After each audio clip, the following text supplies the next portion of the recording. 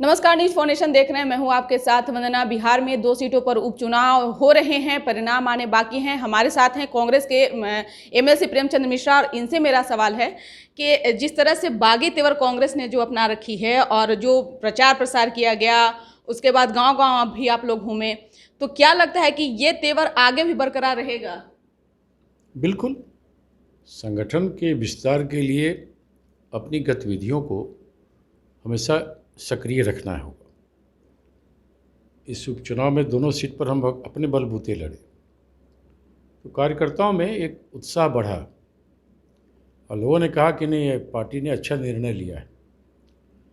तो मेरा मानना है कि कार्यकर्ताओं से ही पार्टी चलती है। जो वर्करों में जो इस बार उत्साह देखने को मिला, वो भविष्य की राजनीति की दशा और दिशा को तय करेगा, ऐसा मेरा मानना है। और जो फीडबैक अभी आज वोटिंग हो रहा है दोनों जगह, जो खबरें आ रही हैं, एक पॉजिटिव साइन ये है कि कांग्रेस के जो ट्रेडिशनल वोटर्स हमारे होते थे, उनका झुकाव कांग्रेस की तरफ फिर से बढ़ा है। कोई भी पार्टी अपने परंपरागत मतदाताओं को इग्नोर करके नहीं चल सकती है। बिल्कुल। तो कांग्रेस, चूँकि हम गठबंधन में रहते थे, तो जो हमारे परंपरागत वोटर होते थे वो हमसे नाराज़ हो गए। इस उपचुनाव में दोनों जगह, कुशेश्वर स्थान के भी कई गांव में मैं खुद गया था और तारापुर में भी जो खबरें आ रही हैं, जो हमारे परंपरागत वोटर हैं वो कांग्रेस को वोट देना शुरू किए। हो सकता है उनका अनुपात कम हो, लेकिन भविष्य के लिए ये एक पॉजिटिव ट्रेंड होगा पार्टी के लिए। और कांग्रेस एक बार जब अपने पैरों पर खड़ी हो जाएगी, हमारा संगठन चुस्त दुरुस्त हो जाएगा। परसों से ही हमारा सदस्यता अभियान आरंभ होने वाला है, तो मैं सोचता हूँ नए लोग कांग्रेस में और आएंगे, नए लोग और जुड़ेंगे और पार्टी अपनी खोई हुई प्रतिष्ठा को बिहार में फिर से प्राप्त करेगी।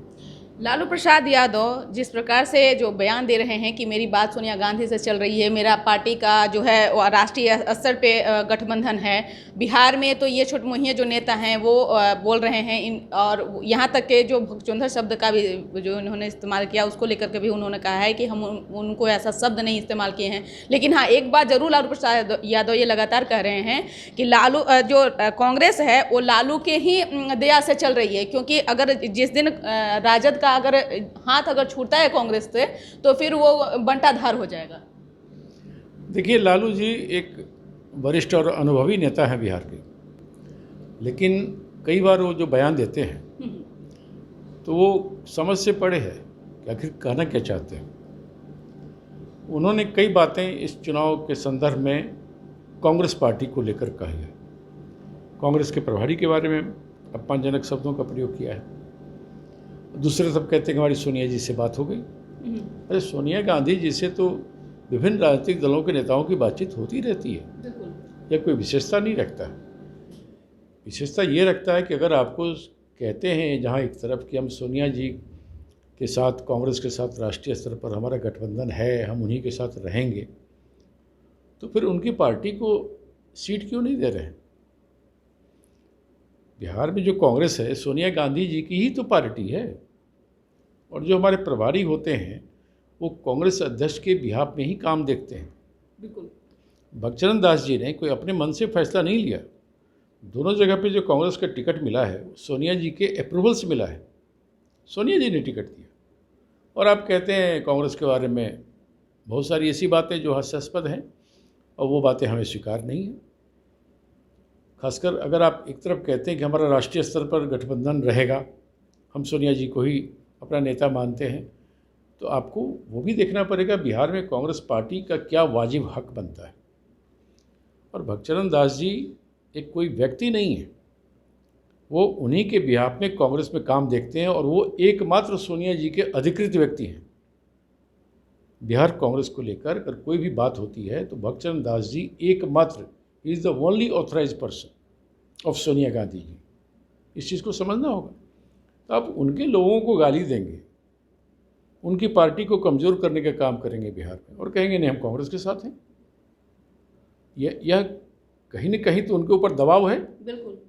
लालू जी जो बयान दे रहे हैं 2 दिन से कि सोनिया जी का नाम ले रहे हैं, तो ठीक है, आपकी बात हुई होगी, उनकी बात बहुत लोगों से होती है, लेकिन आप कांग्रेस को क्यों कमज़ोर करके रखना चाहते हैं?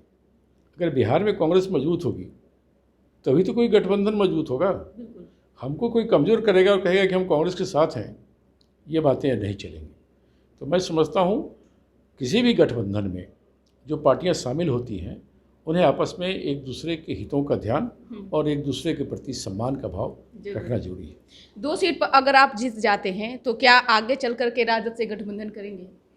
देखिए, गठबंधन का फैसला तो पार्टी का नीतिगत फैसला होता है, पार्टी करेगी। इस चुनाव में हम गठबंधन से चुनाव बिल्कुल नहीं लड़े, चूँकि आरजेडी ने गठबंधन तोड़ के मनमाना फैसला लिया और अपना कैंडिडेट उतार दिया। हम तो एक सीट मांग रहे थे कुशेश्वर स्थान, जहाँ मात्र 6000 से आ रहे थे, लेकिन उन्होंने बात नहीं मानी। अब मतदाताओं का फैसला आज हो रहा है, रिजल्ट आएगा। जो हमें अपेक्षा है कि हमारे वोटर्स तेज़ी से लौट रहे हैं, कांग्रेस को वोट कर रहे हैं, तो मेरा मानना है कि भविष्य में कांग्रेस की क्या दिशा होगी बिहार में, वो बैठ के हम लोग तय करेंगे। लेकिन आरजेडी ने जो फैसला लिया वो फैसला कहीं से भी सेकुलर पॉलिटिक्स के हितों के अनुकूल नहीं था। कहीं न कहीं इससे सेकुलर विचारधारा को कमज़ोर करने की कोशिश की गई और इसके लिए आरजेडी दोषी है, कांग्रेस नहीं। मतलब आगे चल करके आप अगर बनती है तो आप लोग एक बार फिर से गठबंधन के हिस्सा रहेंगे? देखिए, वो आज के डेट में आज वोटिंग हो रहा है, हम कहने की स्थिति में नहीं है। इस संबंध में जो भी फैसला लेंगे पार्टी हाईकमान लेगा और हमारे प्रभारी लेंगे, भक्तचरण दास जी निर्णय लेंगे। और मैं समझता हूँ अगर हमें अच्छा समर्थन मिल गया तो निश्चित तौर पे पार्टी के लिए उत्साहवर्धक होगा कि हम अपने मतदाताओं की भावनाएं हमारे लिए प्रकट हुई है, हम पार्टी को अपने स्तर पर विस्तार करेंगे। एक सवाल, अगर भक्तचरण दास से अगर माफ़ी आरजेडी मांग लेती है तो क्या आप इस बात को भूल जाएंगे और आप तो दोस्त बन जाएंगे? सवाल ये पहला मौका थोड़ी था। शिवानंद जी ने कई बार राहुल गांधी जी के बारे में बहुत ही अनाप शनाप बयान दिया, आरजेडी क्यों नहीं शिवानंद तिवारी पर कार्रवाई की?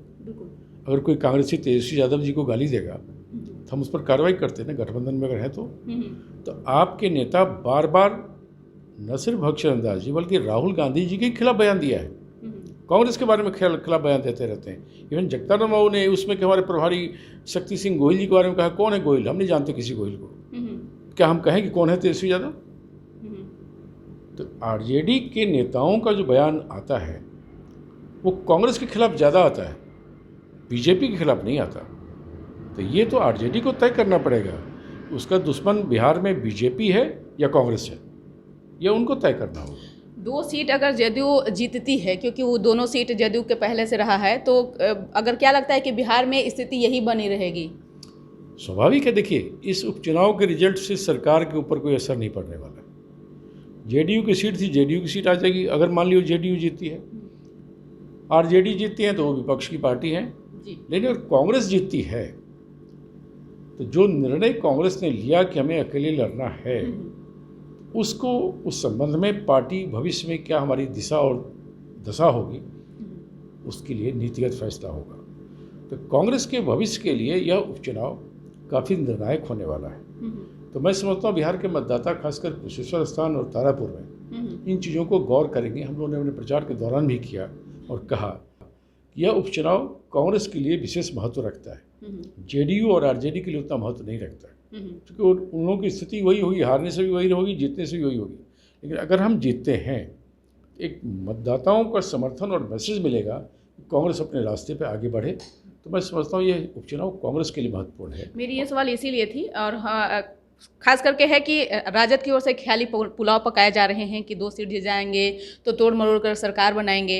लेकिन अब कांग्रेस से मेरा एक सवाल है कि आप क्लियर ये कर दीजिए कि क्या महागठबंधन से आपकी जो है गठबंधन रहेगी, या फिर जो लालू प्रसाद यादव कह रहे हैं कि राष्ट्रीय स्तर पर हमारा जो है वो गठबंधन है, ये बातें को आप ये क्लियर कर दीजिए। देखिए, अभी कौन सा गठबंधन है बिहार में? अभी तो कांग्रेस किसी गठबंधन में नहीं है, इसमें क्यों संदेह है लोगों को? बिल्कुल, अगर महागठबंधन होता तो महागठबंधन की 5 पार्टियां एक जगह बैठती और निर्णय लेती कि यहाँ इस पार्टी का आदमी होगा, यहाँ इस पार्टी का होगा। लालू जी ने तो कोई मीटिंग बुलाई नहीं, एक तरफा फैसला ले लिया। ये गठबंधन का मामला नहीं। हम 6000 से आ रहे थे, वो 7000 से तारापुर आ रहे थे, हम 6000 से कुशेश्वर आ रहे थे, तो हमारा सीट क्यों नहीं बनेगा कुशेश्वर? और ये अगर भ्रम है आरजेडी को कि सिर्फ उसी का वोट होता है, तो बाकी जो 4 पार्टियां महागठबंधन में थीं उनका कोई वोट नहीं है क्या? आरजेडी का भी वोट सम्मिलित रूप से मिलता है, वामपंथी पार्टियों का भी मिला और कांग्रेस का भी मिला। लेकिन आप अगर ये वातावरण बनाते हैं आरजेडी वाले कि सिर्फ आरजेडी का ही वोट है, तो ऐसे कोई गठबंधन नहीं चलता। तो उन्हें अपने उस अहंकार को छोड़ना होगा और वैचारिक आधार पर एक निर्णय लेना होगा कि हम समान विचारधारा की पार्टियों का सम्मान करें। सोनिया जी का सम्मान करेंगे और राहुल जी का नहीं करेंगे, ये कैसे होगा?